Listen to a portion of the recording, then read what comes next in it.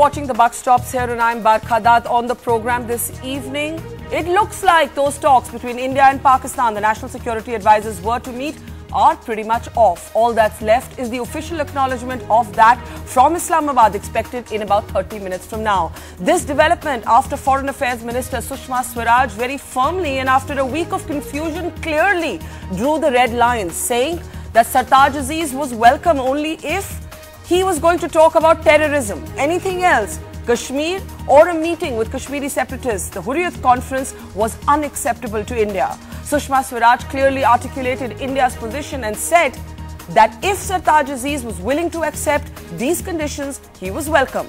Otherwise, he needn't bother coming.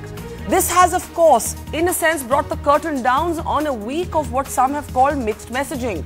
On the program today, we'll be asking whether as India draws red lines, it's Pakistan who's red-faced, or has India also probably pushed itself into a bit of a corner? How will it exit that corner? All that and more coming up on a day when first the Hindustan Times and then NDTV, following up that lead, is bringing you exclusive details of the presence of Dawood Ibrahim in Karachi. As we mentioned, first newspaper reports reflected that evidence, and then NDTV has followed that trail all the way to Karachi. NDTV has accessed evidence of how Dawood Ibrahim's family continues to live in Karachi. We have accessed phone bills. Let's bring you those pictures of those phone bills. There you can see phone bills, in fact, on an online portal against a particular number, which we are not disclosing for obvious reasons. That particular number is matched to 4 different addresses in the Clifton area of Karachi. And you can see on your screen phone bills spanning 6 months. These phone bills all in the name of Dawood Ibrahim's wife. Some of these bills are as recent as July 2015, nailing the Pakistani claim that Dawood Ibrahim and his family are not in Pakistan. In fact, as we follow this trail to Karachi, as we mentioned, there isn't just one phone. It now turns out that there are 4 different phones and 4 different houses, all in the name of Dawood Ibrahim's wife. And of course, no surprises there. None of those phones are being picked up if you call from either India or within Pakistan this evening. So 4 phones in the name of Dawood Ibrahim's wife, 4 different addresses in the posh Clifton area of Karachi, and phone bills spanning 6 months. Like we said, this new evidence is what India was going to confront Pakistan with.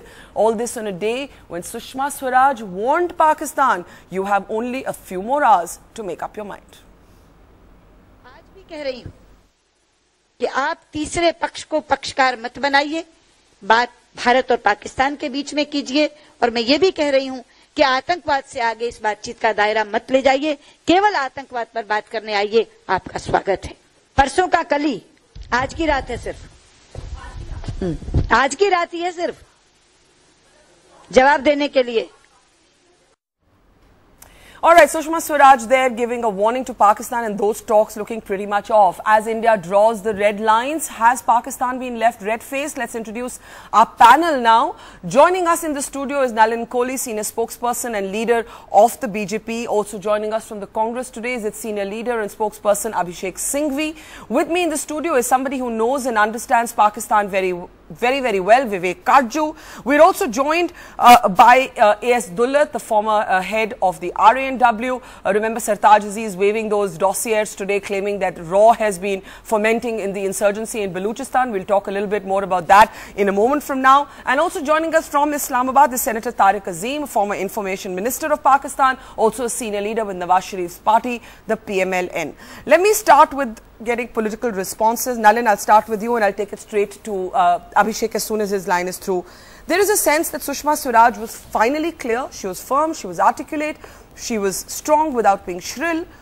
But this came after a week of confusion. I don't know why there's confusion, because there would be a wider discourse. That does not mean necessarily that the government has got confusion. The government is entitled to articulate what it wants at what time it chooses that it wants to articulate so. Let's go one by one. First, there was confusion, enough of it in the media, and I'm not blaming the media, I'm just saying in terms of the discourse, that there was going to be something like a structured talk. The composite dialogue was never on the table. No, there was no such confusion. Well, I mean, the confusion in the media was whether India was going to stick to the red line it had drawn around the meeting between Pakistan and the separatists. So therefore, that was a question. Yes. But it couldn't have. Everyone had a view on it, and everyone's entitled in a democracy to have a view on it. The word was intermittently used, liberally used, choosing between dialogue and talks. There's a difference. The composite dialogue is a structured mechanism that lies suspended. There's nothing happening on it. The UFA statement was specific. In the UFA statement, it was specific to the extent that the two NSAs will meet on terror, DGMOs will meet on ceasefire violation, and the DGBSF. Why did we wait? Two additional things were there, which has not been discussed, which was about the perpetrators of terror. And there was also an aspect of tourism. There was nothing else in the UFA. Where did the UFA take place? On the sidelines of a summit. Now, these meetings take place when a statement has come out, unambiguous, clear about it. Can there be anything beyond it? Nalin, we drew the red line. Okay. As in India drew the red line. Sure. The government drew the red line last year. The Foreign Secretary talks were called off. On the Hurriyat issue. But then the Prime Minister created a Sark Yatra to enable the Foreign Secretary to visit the neighborhood, including Pakistan. We reached out for this meeting in UFA. There is a sense of blow hot, blow cold. There is a sense of confusion. Is the BJP coming to terms with what every party has to come to terms with in government? That rhetoric is one thing. In government, you have to engage with Islamabad. No, I think let's go one by one. Each one of them needs to be segregated. The Prime Minister's mission on SARC is evident from the day of the swearing in. The Prime Minister going to SARC and also talking of mechanisms of moving forward and not letting the issues on SARC be held hostage to an India-Pakistan relationship is evident. Already on motorways and other things, things are being worked out. SARC is a reality where Pakistan and India both are members. Okay. So therefore, if there was a wider perspective, it will take place. Pakistan chooses not to be part of it. The SARC, other countries are free. I am simply asking you. So therefore, it's not a confusion. Number two, there's no confusion. If India, Nepal, Bangladesh, Bhutan decide to have an arrangement, despite being in SARC, that is also a clear indication. Okay, let me bring it. So then the Hurriyat, the question which is left unanswered. Yes. On the Hurriyat, the BJP has consistently been clear about it that when the talks were called off last year on the Hurriyat, it was a good move. Will you stick to that red line? Well, I mean, that red line is the clear red line. Who is the Hurriyat to be a party to this entire thing? Two, they are supporters of terrorism. They are soft on terrorism. The talks are on terror, and therefore you expect them to have a conversation. I will bring you back to the time when LK Advani met with them. So that is okay. In history, anything may happen. But are we now going to be this? Whether we choose to follow a path earlier or not, let's not also understand, let's not forget another fact. Let's break Just the other one last sentence, last sentence, that let's not forget, India and Pakistan, the relationship is a problematic relationship. It's like walking on glass, as MJ Akbar called it. Yeah. I mean, you can't expect anything. Are we going to be bullied into beyond what is between the two sovereign nations. I agree that it's walking on glass, but when you walk on glass, there are more than just pinpricks. Abhishek Singhvi, would you credit the government with the fact that it has successfully drawn a red line that you were not able to when the Congress was in power around the Pakistanis meeting with Kashmiri separatists? I've timed you, Barkha, more than 4.5 minutes for the opening. Give me at least my 2 minutes. Okay. I think it is the duty and obligation of the government to prevent glass. It is not that you have to walk on glass, but if there be glass, you have to ensure that there is no cut, and if there is a cut, there is no blood, and that there are not many cuts. To put it mildly, the mildest word is confusion.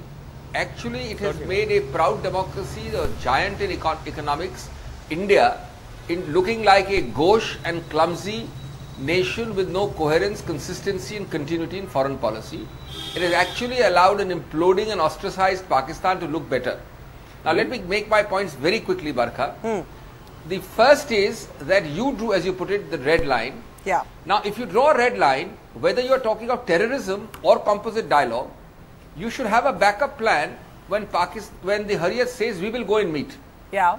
Their backup plan is to detain them. Their So backup plan is to detain them and to tell the Pakistanis you're not welcome. No. Come, that's later. Barkha, that's later. Allow me to finish.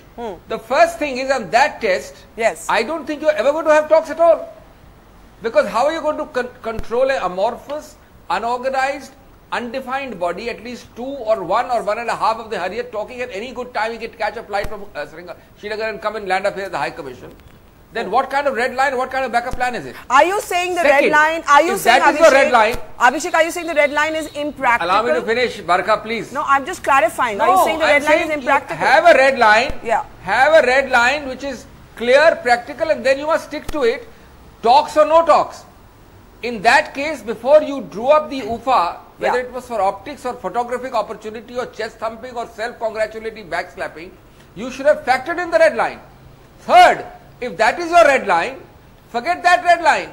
Is it not 100 times violated with 1,000 ceasefire violations, with a Naved, with a Gurdaspur, with a constant skirmish on the border? What about those red lines? Okay. And how are you going to do these talks without an agenda, without an itinerary? This is amazing. Who is making this foreign policy? Is it the Prime Minister? Is it the PMO? Is it the NSA? Is it the IB? Certainly the Foreign Minister whom you mentioned is not making this foreign policy. Nor does it appear the Foreign Ministry is making this foreign policy. Okay, okay. And lastly, Barkha, just consider this, how gauche we look. Because you drew a red line, to prevent the red line, you never factored it in UFA. But you drew a red line, so you go and arrest. Apparently the central government arrests the state. Within hours, the coalition partner in a second voice releases. The BJP speaks in a third voice in Jammu and the PDP speaks in a fourth voice. Is this coherence, continuity and consistency of Indian foreign policy? Something for 70 years above domestic politics. Okay, I'll allow Nalin a quick rebuttal. Nalin, go ahead. And secondly, enforce the red lines clearly. Nalin, and I'll add the fifth voice to this confusion is the Congress party, as just enunciated fabulously by Dr. Singhvi. I mean, if you say there's no agenda, there's no confusion, it only calls reading less than 300 or 400 words in an UFA statement, which I just articulated and I can read out completely in less than 60 seconds. What is the agenda? What was the talks to be on terror? By whom? The NSA, the DGMO or the BSF? On what issue? And there were two more. Dr. Singhvi, just permit me to finish it. Now, just because that what you described so very aptly may possibly be the thinking or confusion in the Congress party leadership that they don't know what to do. When they have a government deciding clearly, and this is government of India, not the government of Pakistan, which has a sovereign entity that it likes to project itself, when it goes back home is a confused entity in terms of whether the army's view will prevail or the non-state actors or the ISI or the elected government of civil guilds. Let me put it to you like this and then I want to open it up. Let me pick up on what Abhishek is saying. I think what Abhishek is saying is if Gurdaspur and Udhampur were not reasons enough to call off the talks, why was the Hurriyat a bigger reason? Because, no. It's not about Gurdaspur or Naved or anything. That is terrorism. And this particular round of UFA is about terror on terror. So are we to stop also trying to talk about terror and on terror as the Congress party is doing? Don't confuse it with the larger dialogue with anything else that is not on the table. Vivek Karju, let me bring you in. How and when are you going to talk of Hurriyat is the red line? How and when are you going to talk about The Hurriyat is important for you. The Hurriyat is not even important for the people of Jammu and Kashmir. They called for a boycott. 65% of them voted, elected a government there. Let me come in with a moment of irony here. Abhishek Singhvi raises an interesting question, Vivek Karju. And that question is this. I, as somebody who has reported Jammu and Kashmir for 20 years, do not remember the last time that Shabir Shah, Mirwais Omar Farooq and Yasin Malik were on our news. But they have been for the last week. Sir. Have we inadvertently center staged the Hurriyat and made them heroes out of zero? No, I do the opposite. Abhishek, are you agreeing with me? Is that what you're saying? You have actually, the BJP has achieved the opposite of what it professes. Because instead of saying that they do not deserve the dignity of being noticed, they have made them paramount. The talks have turned from terrorism and Kashmir or anything else to Hurriyat. And if the Hurriyat red line is maintained like this, then how do you prevent unless you keep them all under Vivek Karju, That's another case of bad homework with due respect. Now Kashmir wasn't there. Okay, Vivek Karju. I'll just want a minute. Yes. My first point is that the Congress's policy, whatever Dr. Singhvi may say, was totally confused and went from one extreme to the other when it came to Pakistan, and that documents can prove that. Unfortunately, after having drawn a red line, the BJP too started exhibiting a degree of confusion. Yeah. At one stage, I thought they were going the Congress's way. Give an example of what seemed to you the most confusing. they started skirting around the red line on the Hurriyat instead of articulating clearly that we will not, like Sushma ji did today, we will not accept the Hurriyat as a third party. Now, lastly, you see, although she invoked the Simla agreement, the Hurriyat is still, they're all Indian passport holders. No, but no. Look, there are two aspects to J&K. There's an internal aspect. We can talk, India can talk to its separatists. That's one issue.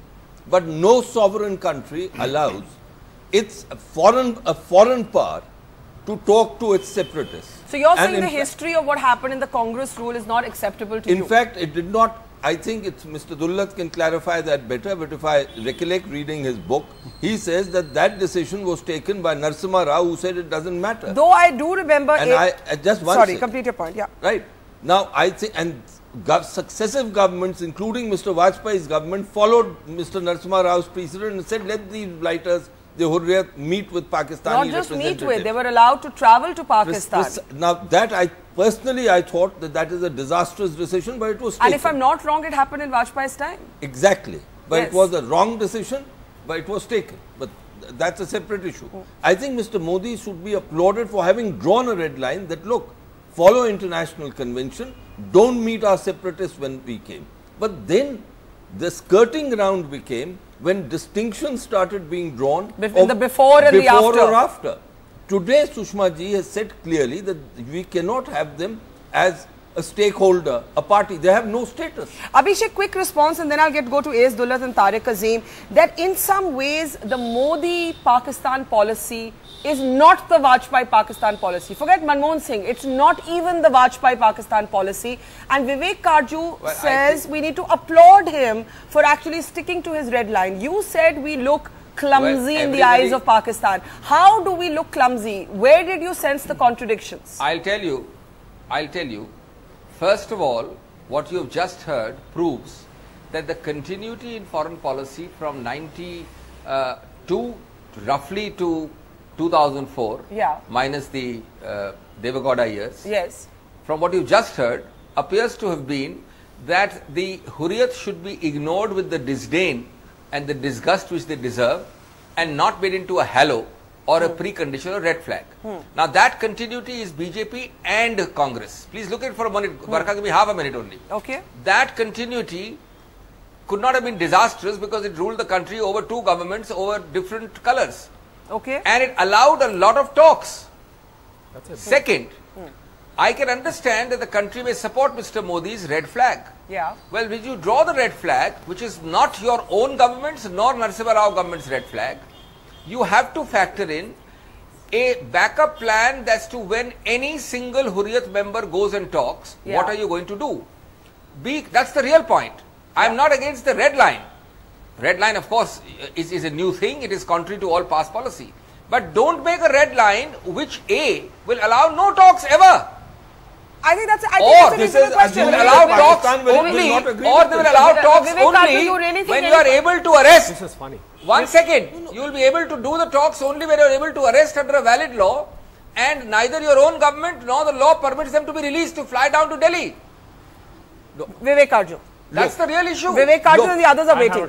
Just 1 second. Look, this is assuming that Pakistan will never agree to the international convention. Just because successive governments have followed, it doesn't mean Let's ask Tariq Azim that in a moment. Nalin, you want to come in with the sentence? He will of course say that Pakistan will follow. But you're saying that they will have to follow. They will have to follow. Okay, Nalin and then Tariq Azim and Just a sentence because we've kept the others waiting. But permit me, from Dr. Singhvi, what he was trying to say, it almost seems that he seems to be in agreement with what Mr. Sartaj Aziz is saying. And that's right. Abhishek? Again, back to jingoism. You criticize the Prime Minister of the Government of India, you are guilty of sedition. You criticize the Government of India for its clumsiness, which actually makes proud Indians like us feel bad, and you are guilty of sedition on supporting a foreign power. This is typical jingoism for which the BJP is known. It may be reversed, unless you are clear that it is you who are violating foreign policy and making a mockery of India, which is what India doesn't want. You will not reform, you will not change. You have merely confirmed my comments. You have merely eloquently confirmed my comments, sir. I have absolutely no hesitation in confirming it 10 times over. Yes, I think that's the line exactly what I seem to hear from Mr. Sartaj Aziz. But once again, once again, Nalin, is it fair to conflate? Is it fair to conflate criticism of government handling or an opinion? With all due respect, you are Pakistani. No, I didn't say that. I didn't say that. You agree with Sartaj? I didn't say that. I protest. I protest because I chose my words carefully. I chose them deliberately. I said you are merely articulating a line. I never considered Dr. Singhvi any less Indian than I am. I never alluded to him to be a Pakistani or taking a Pakistani. Let's move on. My point is clear. He's brought it to that level. I just simply pointed it out. Let's move on. It doesn't matter. Nalin, I must tell you that one of your spokespersons yesterday did. And Shekhar Gupta on the same channel demanded an apology from him. Yeah. Well, I wasn't on the show, so I can't comment. Yesterday. But I certainly didn't call you sir, and I stand by what I said. I think we do have to. Your party's line is that. I think, Nalin, we do have to acknowledge that just because there is, the way you said there's a, that's the same thing as Sartaj Aziz says, the subliminal messaging there is, subliminal messaging there is, you're in agreement with Pakistan and not with India. You're on Pakistan's side. I mean, isn't that the subliminal messaging? Again, as I said, no, not at all. I didn't do it and my intent was not that too. Okay. No, I was very clear. I said that's what I hear. So can we come back to the issue? So if you hear the two of them saying the same thing, I'm entitled to ask that question. The issue is this a sustainable red line? Tariq Azim, what's the view from Islamabad? Any moment now, we're expecting that official announcement from your government calling off these talks, or rather saying that they're not acceptable unless there's yet another twist in the tail, and who the hell knows with what's been going on in the last few days. Tariq Azim, why is the Hurriyat at the centerpiece of Pakistan's formulations? Why don't you come and ever ask to meet the Chief Minister of Jammu and Kashmir? Exactly. Barkha, you got 5 of you over there in your studios. I'm just one from but Pakistan, we are not agreeing. So I hope you will These give me 5 are not agreeing, so you're not outnumbered. Tariq Saab, we are not agreeing, so you're fine. Go ahead. Okay, so give me some time, please. Okay. You have just created confusion yourself. It's a deliberately created confusion. There is no confusion. If you are telling us that in our own house, which Pakistan Embassy, Pakistan House is according to diplomatic norms, it's supposed to be Pakistan, right? So you are telling us we cannot invite anybody to a dinner in our own house. And you made such a big issue out of it that the whole talks, it seems, are being called off. We have said that we will come and we'll talk on all issues, and if it is going to start with terrorism, yes, we will start with terrorism. And UFA but did you not heard what Sushma said. Tariq Saab, you heard what Sushma Swaraj said. I heard what the dear lady said. But the fact of the matter is that meeting these people who you call non-entities, I mean, you are just created, storm out of a teacup. I mean, if the persons would have come to Pakistan House in New Delhi has a question for you. And met people, let me please finish. Okay, finish your point. You have created an issue which should be a non-issue. I mean, we have always come and talked to them. Okay, you called off the foreign secretary talks last time because our ambassador. But if it's a non-issue, why is it so important to you? Mr. Azim, no, I mean, if it's a non-issue, why is it so important to you? Barkha, you keep going back to UFA. Remember when I was in London, we talked to you. UFA never said that please you cannot invite Hurriyat leaders and please do not make an issue. And just know what happened. I mean, in today's talks, when we said he's going to bring 3 dossiers with him regarding involvement of India in Pakistan, especially in Balochistan and Karachi. Immediately you came up with a new Tariq Azim, there's also Dawood Ibrahim, sir. Tariq Azim, if we're going to trade charges, we have Dawood Ibrahim, we have his wife living in Karachi, we have the phone numbers, we have the phone bills. So Vivek Karju has a question for Tariq Azim. Go ahead, Vivek Karju. I think if the Indian External Affairs Minister and Indian dignitary were to go to Pakistan and invite the Baluchi separatists to the Indian High Commission, would that be all right? Well, how will you react? The issue is that your own National Security Advisor has said in as many words that if anything else happens in India, we will make sure that Pakistan does not have Balochistan. But please answer my question directly. I asked you a specific question, sir. I asked you a specific question. Give a specific answer. Indian High Commissioner here always invites everybody from all fields, from all political parties, not Baluchi those separatists, who favor. Not Baluchi separatists. I don't know what you call separatists. I mean, these people, you know, who are you're talking about, you know, some of them belong to well-recognized political parties, and they're always invited into the India any reception that India has in Pakistan. Not one. Okay, yes, Dullat, you said the intelligence has funded the Hurriyat at times, both Pakistan and India. That it's you know, it's done the world over. This is slush funds used for courting separatists. In that case, why should they be the centerpiece of whether these talks should happen or not? I didn't realize, I had almost gone to sleep, Barkha, but I didn't realize that the money was going to be discussed tonight. No, but the larger political point. Yeah. What I find disappointing, you know, I was very upbeat. I was looking forward to these talks. Yeah. Because they were going to be centered on terrorism, and there were two experts who were going to discuss it. Yeah. And I was hopeful that something would come out of this. And now to think that it's being held ransom by or to the Hurriyat, I don't understand this at all. And I think it's a fact, like Ambassador Kajju said, that the Hurriyat since Prime Minister Narasimha Rao's time has been coming to Delhi, have been meeting the Pakistan High Commissioner and other dignitaries. If you remember, prior to the Agra summit, Musharraf had that infamous tea party. Yeah. So this has been a regular feature. No, I don't know why we're making such an issue. Please listen to me. Please give me a chance. Obviously, Modi doesn't give want me it at to be least like that. Doesn't want that practice. Okay, if you don't want it to, if you don't want it to be like that, if it has become a red line with us, then it should have been put across to Pakistan. But let me say something more. Yeah. Let me try and explain to you this whole thing, because, you know, this one way or another, this is not going to make a big difference either to Pakistan or to Delhi or to India, but it is going to impact in Kashmir. And let me remind you that not only the separatist leaders, but every mainstream leader has supported the talks, was looking forward to the talks. The only difference is that whereas Mufti Saab and Mehbooba and Umar Abdullah said that meeting the Hurriyat is no big issue, Dr. Farooq Abdullah said it is better if the Hurriyat doesn't go to Delhi and let these talks take place. Yeah. But at the end of it, it all amounted to the same thing. The other thing is that, you know, I think we get carried away. I don't think Kashmir is such a big issue with Pakistan. In fact, every time it needs to be reminded by the Kashmiris that, you know, we are also around. You know, in Ufa, Kashmir was not raised. But if it's not a big issue, but Dullat Sahib, if it's not a big issue, why are they not coming? Listen to me, please. Why are they not coming then? Just give me half a sec. Listen to me, please listen to me. It was Gilani Sahib who reminded the Pakistanis that you didn't even raise our matter, you didn't even talk about Kashmir. And so the Pakistanis have had to raise this matter. Now the point is, if meeting the Hurriyat is a red line, then it should have been made clear that, look, that is a fair point. We want to talk, and we want to talk terrorism. I think that's a fair point. We would like to cooperate on terrorism if we can, but please don't bring the Hurriyat into this. I think that's a fair point. Why wasn't Pakistan warned in time? Abhishek and then Nalin. Abhishek? I think, you know, just step back, Barkha, and there is a very ridiculous, almost a funny scenario developing. You have actually made the Hurriyat the centerpiece.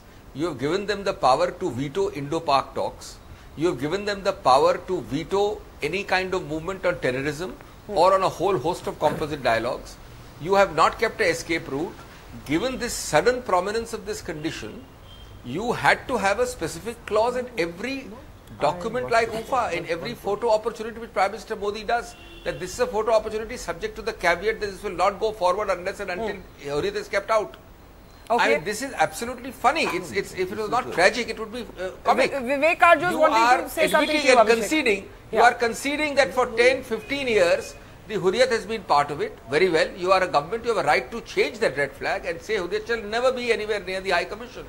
But then it has to become a basic condition of every possible talk before talk. I'd also like to respond. I mean, this is going to be, I want to again ask the question, Barkha, how will you ever have an escape route unless you pass a specific law which says, a domestic J&K law, that wherever there are talks in Delhi, the Hurriyat can't leave J&K. I say, I mean that. It's an absolutely Vivek Arjun coming in there. This is a misreading of the situation. The actual thing is, the focus is not on the Hurriyat. Absolutely. The focus is on Pakistan's insistence on meeting with the Hurriyat, who are separatists. That is the difference. It is Pakistan's conduct which is under focus, not the Hurriyat. But I think what Abhishek is asking is this sustainable? Of course it is Or sustainable. isn't diplomacy the art of leaving yourself an exit route when needed? It is on principle. You stick to it. Diplomacy doesn't mean that you and then touch that principle. takes, and then that takes us to Dulat Saab's question, Nalin. In UFA, wasn't this clarified to Pakistan? I find that hilarious. No, why is it I'll hilarious? tell you why I'll find it hilarious. Then either you are doubting the competence of the Pakistan Prime Minister and establishment not to understand what happened the last time. So I find it actually hilarious. You're saying it didn't need reiteration. I mean, need reiteration. You're saying it didn't Somebody need has to be reiteration. blind, deaf, dumb in diplomacy not to have seen the message of the last time and to have this thing that we should warn you about it. It's so obvious. I mean, is it not obvious? The talks were called off the last time. So you need now a written text to go and say the last time the talks were called off. So we need to pre-warn you about this. Why? There was no need for that statement if it was not to be so specific. At the end of the day, let's go back. Are you suggesting No, so the corollary to that is that Pakistan indicated the corollary to that is that Pakistan indicated that it would not do a repeat of last year and then reneged on it. Well, I mean, first of all, let's go there. I mean, this is groundwork that has to be done by diplomats. Groundwork, so therefore, hold on. Let's go back to the top of it.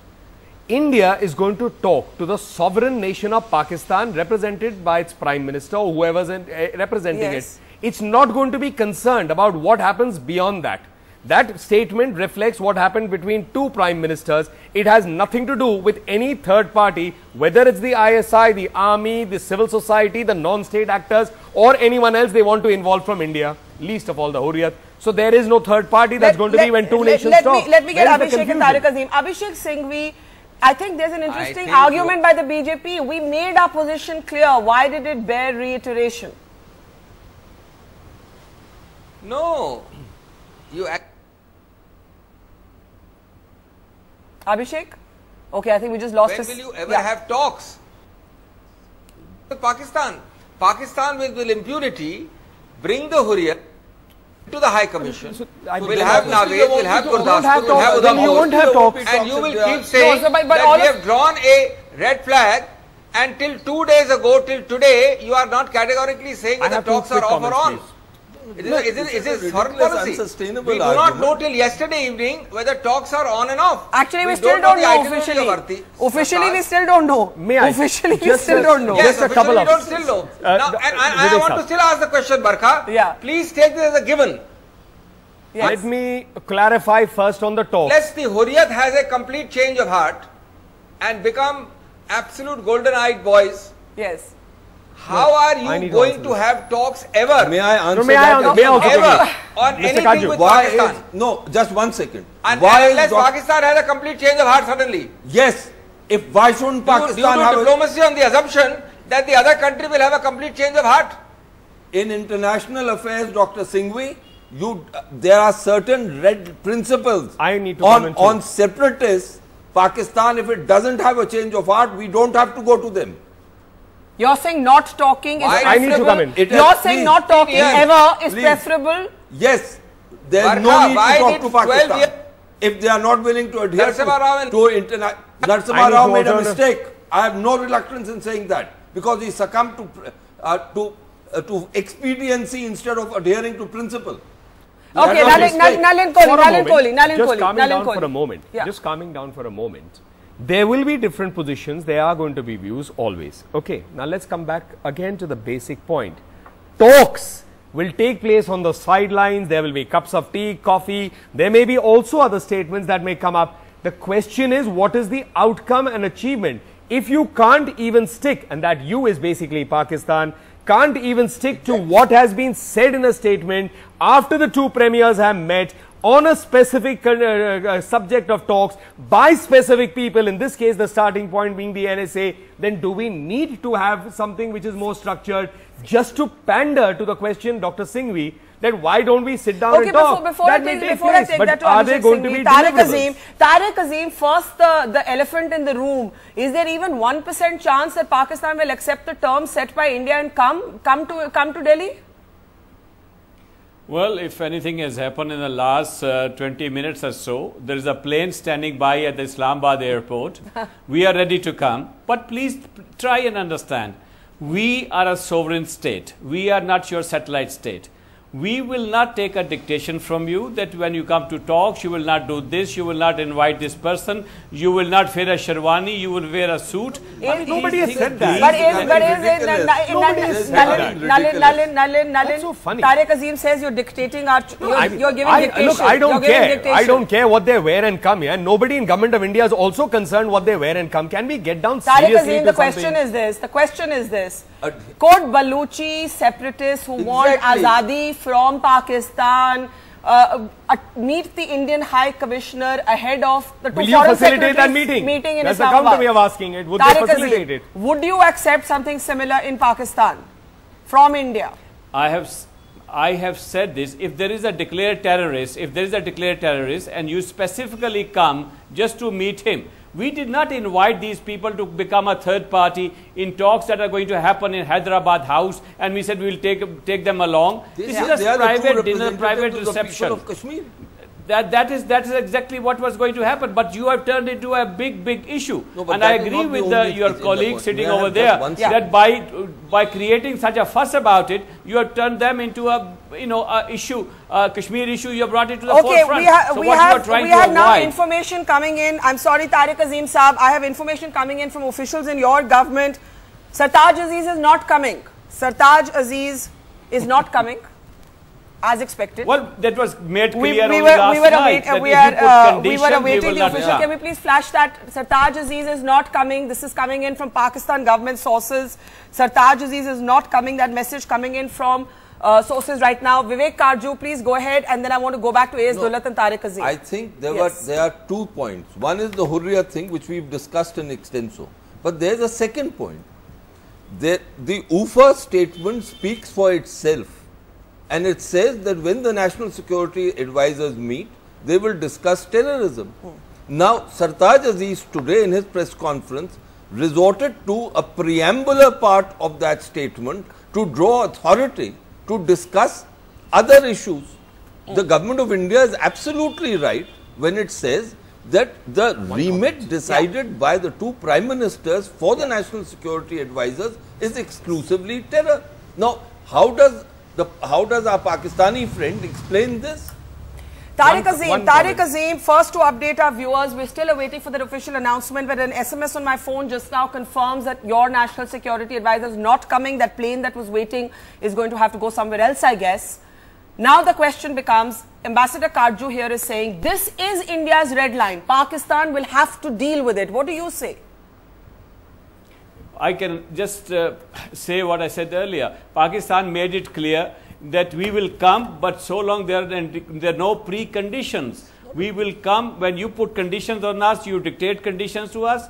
That is not a prerequisite, to any will not help in any way in having meaningful talks and dialogue with you.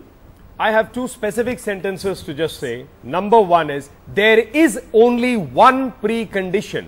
That precondition is to respect and honor what the UFA statement says. That statement is unambiguous, clear, whether you read it in any way, that what is the subject of that meeting to be and who are the participants of that meeting. There is no scope for ambiguity. That is the precondition that government of India has conveyed. Now I want to bring in second, leaders were not part of the meeting. They cannot going to take part in any dialogue whatsoever. Second point, just to put it also, that this government has consistently said it's not a business like usual. It's not about it. We want to do something serious. By moving on, we can do it. I'm asking you this, Nalin. It has to be a red line that you stick to. That is extremely important, because if tomorrow the circumstance change, Vivek Karju, would you at least agree with that? No, there has been a perception of a blow hot, blow cold impulse in the Modi government, a certain amount of confusion in the articulation of its Pakistan policy. Well, I can see one possibility. May I just say, Nalin? Yes. Sure, sir. I think, unfortunately, what you are saying is true. For example, when Jaishankar returned in March, yes, the High Commissioner of Pakistan called in the Hurriyat and briefed him on what had happened. Yes. That was skirting around with the red line. We didn't say anything. We should have had said something then. Yes. So there was, all that I can say now is, there I durust aaye. Now, let's bring in Mr. Dulat. I want to come into this parallel that Ambassador Karju has raised with Balochistan, asking Pakistan whether that would be acceptable. Dullard, do you accept that Balochistan is to Pakistan, is basically to India what Pakistan, what Kashmir is to Pakistan, or the other way around, whichever way you look at it? Can these two issues be conflated? Because India would argue that we didn't send any Muhammad Nawed into Balochistan. So, you know, every time we talk about terrorism, Pakistan waves its dossiers on Balochistan, but India is not acknowledging that role, whereas Pakistan has acknowledged that it actually backs what they call the Mujahideen or the freedom fighters or so on, who are basically terrorists. Lahore. Mr. Dulat. Now, I'm not aware really whether Baloch separatists or whatever they are have visited our High Commission in Islamabad. No, but it's your agency that's been blamed by them. It's your agency, the RAW, that keeps getting dragged into it. Barkha, let me put it to you like this. If my agency is being blamed for it, then I'm very proud of my agency. I think they're doing their work. There's no harm there. But you're proud of it means? Really is. You're proud of it means? India doesn't accept that. India doesn't accept that there's anything to be proud of. India doesn't accept that, sir. If you're doing something in Balochistan, then please listen to me. You know, the point is that I think if we start comparing ourselves in everything with Pakistan, then I think we are, in a sense, lowering this great democracy to I don't know what levels. But let me come back to the Hurriyat issue. One is that if that is our definite red line, I think it needs to be properly conveyed to Pakistan, number one. Number two, I think the Chief Minister in J&K's help could have been sought to prevent such a situation. And number three, I think even the Hurriyat could have been talked to that please stay out of this. We are making a beginning, and you know, you guys can figure in whatever you like later on. Because, you know, you can't just today pretend that the Hurriyat doesn't exist in Kashmir. After all, we've been doing business with the Hurriyat. You know, the same, not the same, but an earlier NDA government had held 2 rounds of talks with these guys. All our top leaders, Dr. Manmohan Singh, Sonia Gandhi, Mr. Vajpayee, Advani ji, everyone has met the Hurriyat at some point of time or the other. Yes. So, I want to just emphasize... The policy has changed. Please convey it across. I don't think it's a big issue. Vivek Karju, then Abhishek Singhvi. This, by the way, as we confirm, the Sartaj Aziz is not coming. I think Mufti Sahib could handle this. With the greatest respect to Mr. Dullard, yes, there is a domestic context of Jammu and Kashmir. The Indian leadership can talk to all Indian nationals, and absolutely, the Hurriyat are Indian nationals as far as we are concerned, whatever they may think. There is a foreign aspect. Sorry for butting in, but I did mention that in the past, as you know, Ambassador Karju, that I don't want to argue here, but the question is, you know for a fact, we know for a fact, that they have come and met Pakistani leaders. They have met the High Commission. They come here, you know, twice or thrice a year for whatever occasion. May I complete my argument, sir? May I just please, sir, please. Yes, thank you, sir. Yeah. My point is that there is a domestic context to J&K and there is a foreign context. The foreign context is Pakistan's occupation of that territory. Now, why are we allowing Pakistan to continue with its intrusive role in J&K through the Hurriyat? That has to be severe. Okay, but what we are then saying, Abhishek Singhvi, you said there's a break in foreign policy, that what actually worked across 2 governments is sought to be changed. But there could be an argument that that change is healthy, that India, Pakistan were stuck in more of the same, more of the same, more of the same. You know, every time a drama like this happens, we feel we've seen it before. So do you not think that perhaps drawing new red lines may, though I can see your argument as well, but may just provide a new impetus to talks being more meaningful and not just for the sake of photo ops? Your question is answered just now by you. How? You've seen the help, talks in tatters. Yeah. Sartaj Aziz is not coming. Yeah, he's not coming. 3 incursions across the border, ceasefire violations 1,000 and no talks with Pakistan. Only photo opportunities at UFA and at the SARC law inauguration. At the SARC inauguration. So, you are saying more, it will lead to more meaningful talks. Where are you now? But what happened to Manmohan Singh's Pakistan project? 10 years of UPA. Number two. Ambassador Karju says, what did you do in 10 years? 1 minute. 1 minute. In 2 years, Yes. Point number 2, there is no doubt that Pakistan is opportunistic. It is no doubt that Pakistan loves to tease, to provoke, to try, and the same applies to the Hurriyat. But my problem is that the government of India has played into their hands. The government of India has created a situation and a context without thinking at all. Okay, now... For 10 years, when you had government after government, obviously this is not a fundamental red line. Obviously it would not break the entire basis of Indian foreign policy. Just because Mr. Modi wants to show that he is very, very strong, he makes a red line and then doesn't think of escape route. Nalin, on the red line. Nalin, on the red line. As we now have a confirmation that Sartaj is... It's simple as that. Nalin, I have a question on this red line. Was the red line not muddled? 1 minute. Was the red line not muddled when we sought the meeting in Ufa? Was that not a muddling of the red line? Because we got no assurance from Pakistan. Why should we get an assurance? Let me ask my question. We called our foreign secretary talks on the basis of this Hurriyat issue, right? After which, everything went into cold storage. Suddenly, we start reaching out. We ask for the meeting. The meeting happens. Nawaz Sharif and Narendra Modi exchange pleasantries on Twitter. Isn't there a muddling of the red line in asking for that meeting? Why did we reach out? Why did we reach out? I have 5 comments to make. One is your question and then also on what Dr. Singhvi said. Yeah. But first, on your question, there will be more messages on Twitter. We have not broken diplomatic contact with Pakistan. We, after all, enjoy diplomatic contact. These are not going to be the last occasions where they meet, because there are going to be other multilateral forums where they will meet. There's going to be no problem also meeting and discussing. SAARC could be an agenda, others could be there. Taking the bilateral issue is a story by itself and a separate story. In that, there is a statement. That statement needed to be respected.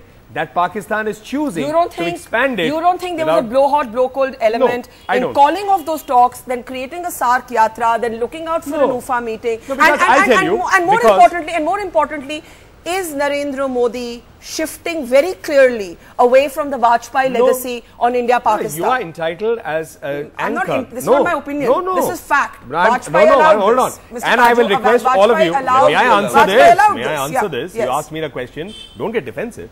I'm just Why would I be defensive? I don't know, because the minute I started answering that, you started becoming defensive. So I'm just simply saying, Barkha, come on. So therefore, I am never defensive. That doesn't matter. Okay, answer the question. So the point I'm making is that, look, end of the day, anyone wants to analyze history and try to see a parallel here or not see a parallel here, they are entitled to. Let's again go into this without emotion. This was specific. Mr. Modi is the Prime Minister. He decided to say, yes, can we talk on terror, about terror, which is critical to us. Pakistan doesn't want to. It wants to expand that conversation. We are entitled to. Second, Dr. Singhvi is saying just because there was a government that behaved like Rip Van Winkle, that does not mean we are entitled to behave the same way. I need to finish my last point. Because I had a point to make on this. About the Hurriyat. About the Hurriyat also, India has not imposed martial law. If they were to meet with the Pakistan High Commissioner on Eid, other things and all that, who's stopping them? The question is, can Pakistan be entitled to make them a precondition for anything that involves the two nations? No. Okay, now Ambassador Karju, you just heard A.S. Dullat give a very ambivalent response on Baluchistan. I'm trying to get him back. We just lost the line there. We need to get him back for that. What did you make of that? Because Pakistan could pounce on that. I mean, he said, well, if my agency has done anything, I'm very proud of it. No, that's only... And I want him back on the line to actually clarify that. No, that's only a flourish. I think we need to ignore that. How can we ignore it? He's the former head of RNW. Yeah, but you don't have to take gospel truth. He is just marketing Barkha, what was he saying? He was saying, look, these are terms of phrases, this is not serious stuff. He was saying, well, if they do it, then I'm very happy. But obviously, it means that they don't do it. That's how you have to interpret it. Now, one or two things. Yes. All governments all over the world seek information. Yes. So, if the government of India is wanting to know what is happening in Baluchistan, that's perfectly legitimate. In fact, it will be failing if we don't. But I want to come back with your permission to something that Nalin said. Look, Nalin, the hard fact is that on the Hurriyat people, on the Hurriyat question, for months on end, the present government, unfortunately, after drawing a tough line, skirted. Today, it's a complete going back to the August 2014 position, which I welcome, which I greatly welcome. And the lesson to be derived from this is that if one has drawn a red line, then one has to sustain it with great patience. And Pakistan cannot say that they will not respect international convention of not But you meeting do separatists. believe, therefore, that there has been a dithering. Of course there has been a dithering. Okay. Just to answer one in a sentence, I don't need more. That things are not the same as earlier is evident only from one fact. After all, that parliamentary speakers meet was cancelled when 26 out of 27 countries didn't buy the Pakistan line of not inviting the J&K achievements. So I'm just simply pointing out the policy, not everything may be in the open. Talking to the Hurriyat, as you pointed out, within the country, within is a different issue. Of course. When Pakistan chooses to bring in an element, that is not going to be permitted to do so, especially when a statement is specific. Can we, as we await that formal announcement from the Pakistan Foreign Office, which we've already broken, Nalin, just hang on for 2 more minutes. We know now Sartaj Aziz is not coming. I want to just reverse the framework of this debate. We've been saying, can this red line be sustained? That's one aspect. There might be a different aspect, Ambassador Karju, which is, should this red line be sustained, or does leadership demand you to be flexible at times, firm at others? So park that thought while A.S. Dulat comes back. Mr. Dulat, we are all very interested in your very ambivalent response on Balochistan. And since we don't want Pakistan to pounce on it, we thought we must ask you to clarify. What did you, and Nalin rejects it. It's a joke. But he was the head of RAW and you so ask him to make that clear, because this I think is an unfortunate statement also. Mr. Dulat, you can't have a joke on something as serious as this. Were you being facetious? Were you being facetious? Mr. Dulat. You know, if you can ask me about money, surely I can say what I said just now, you know. Sir, money you wrote about, sir. Sir, money you wrote about. I mean, I knew it, but you said it. Yeah, but so that's kind of different. These are not things to be... Mr. Dulat, more seriously. Discussed on TV channel. Sir, you said it, sir. I'm giving you a chance to clarify. You said if RAW has done anything, I'd be proud of it. Tariq Aziz is sitting there taking notes. He's going to take it to Nawaz Sharif. Sartaj Aziz will have a press conference. So better clarify this now. English language. I don't know why on everything we get so defensive. Whether it's the Hurriyat, whether it's Kashmir, whether it's terrorism. Yeah. Pakistan has much more to explain, you know. Why are we defensive on everything? No, we're not defensive. I'm just saying. What is the issue on Kashmir? Tell me. Like Ambassador Karju said, if you're serious, ask them to vacate POK. But at least there's no problem in discussing Kashmir. As I say, Pakistan is not interested in Kashmir.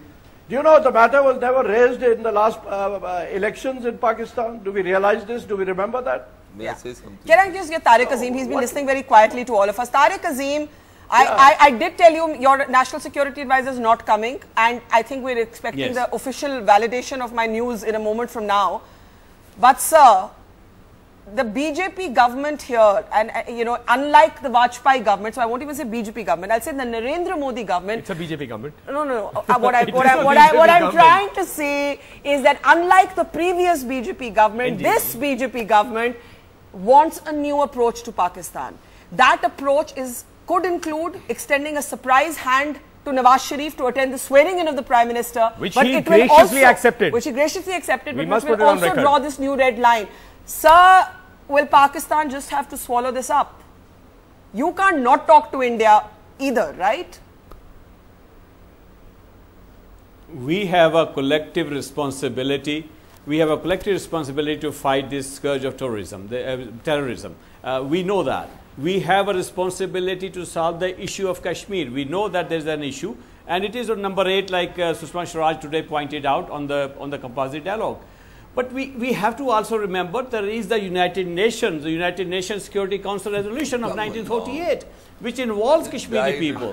We have to ask them their views and what do they think about the way out of it. Sir, even General Parvez Musharraf, sir, even General Parvez Musharraf had said United Nations chodo.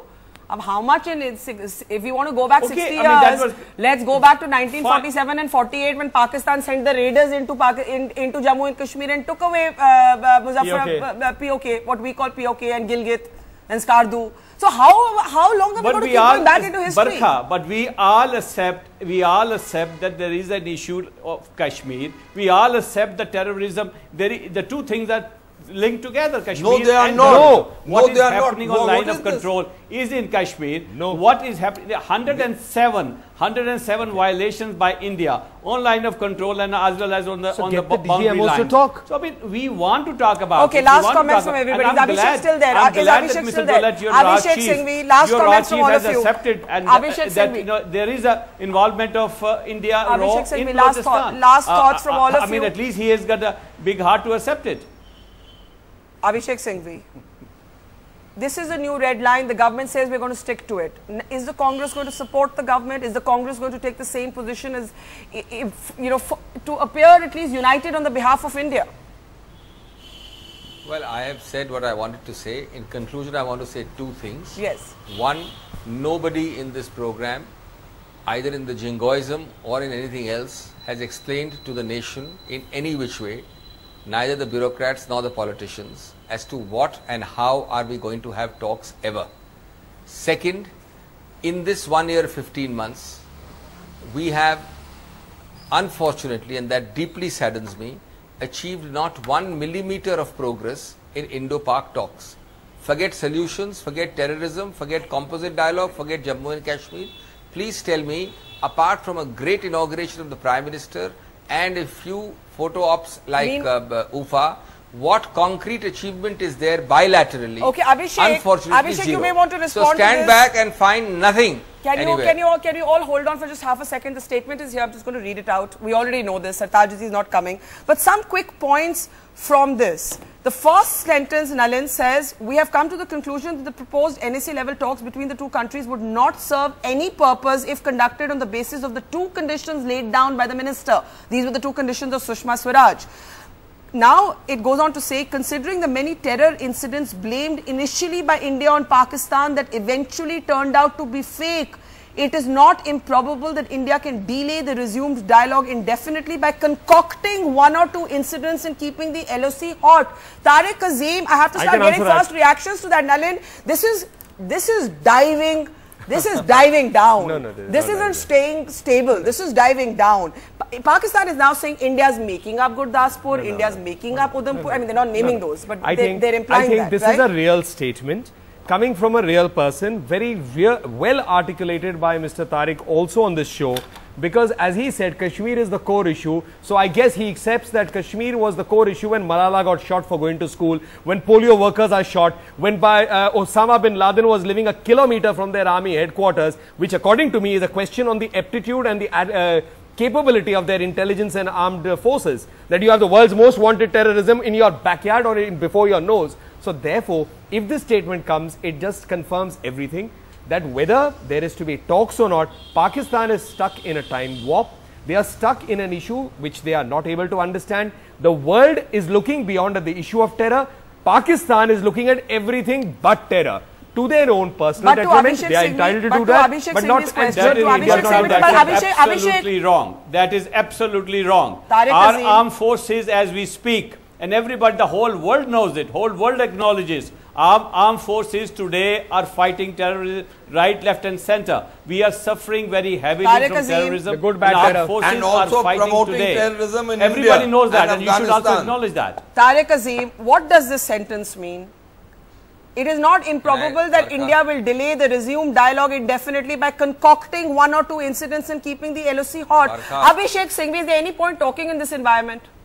I mean, there Pakistan may have it like today. It's obvious. Give me 1 minute. Give me 1 minute. It's obvious. Give me 1 minute. No. I mean, today, because is it coincidence? Is it coincidence? All of a sudden, you bring about Dawood Ibrahim and his existence in Karachi.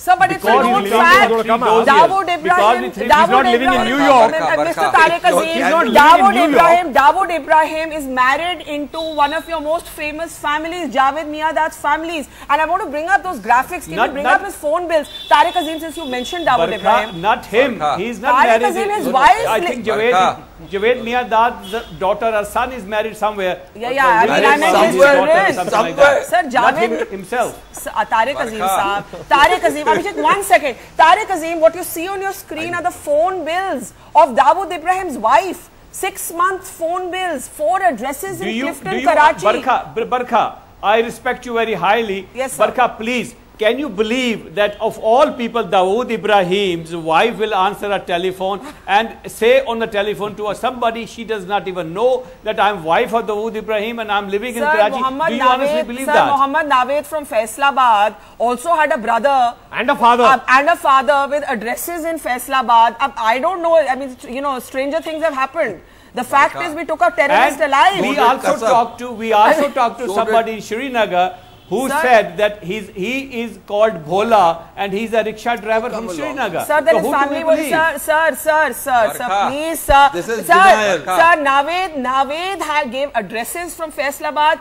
And by the way, we checked on Truecaller. Truecaller is this software where registered numbers can be corroborated. So that's a raw creation names. According to them, Okay, Tariq Azim Saab, come on. You say you respect me, I respect you too. I expect some candor from you. This is, you remember how you denied that Kasab was Pakistani? He can't, don't expect candor. It's dangerous for his health. Okay, now he's in Pakistan, not India. Okay, Abhishek Singhvi, I'll allow you to come in and we want to go through this statement.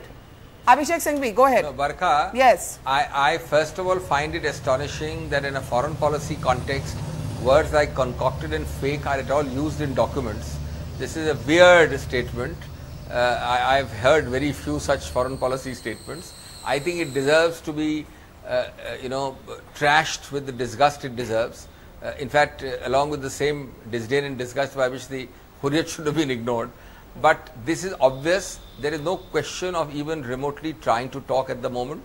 We have to sit back, redo the whole thing. This kind of a reaction from Pakistan shows the way the wind is blowing in that country, whether it is the dialectics of the executive government or the non-executive government, the military part or the non-military part. That is another story, because this statement reflects that there are lots and lots of other unnamed actors behind this statement. I think we need to rework this whole thing, because the sad truth is that in the last 15 months, there has been no progress of a millimeter in Indo-Pak. I'll allow Nalin 30 seconds and then I have to go through the statement. 30 seconds and I'm saying goodbye to all of you. I think as far as we are concerned, it's only confirming what was becoming clear. Pakistan wanted to run away from the talks because the talks were very focused on terror. There was no scope of expanding that statement. I didn't interrupt you, sir. Let me finish it. Let me finish it, please. I'm sorry, you have your say after that, Mr. Tariq. I'm not going to, I'm entitled to my view and I'm going to convey it. So therefore, as I said, it was clear Pakistan was interested in running away from the talks or not honoring it, because these talks offered no scope of expansion. They were focused on terror. They were focused on who were going to talk about terror. So it's up to Pakistan. If they don't wish to have that talks, it's up to them. Okay. I will appreciate Dr. Singhvi's comments on the statement, and I agree with him when he says that these kind of words I have also not heard. But it does, with regard to the political banter. It does raise the question. Let me finish on Dr. Singhvi. On Dr. Singhvi, India is a big political banter. It should have a big heart. Another occasion we will pick up on. Okay, I'm going to leave it there. I'm going to say thank you to all of you.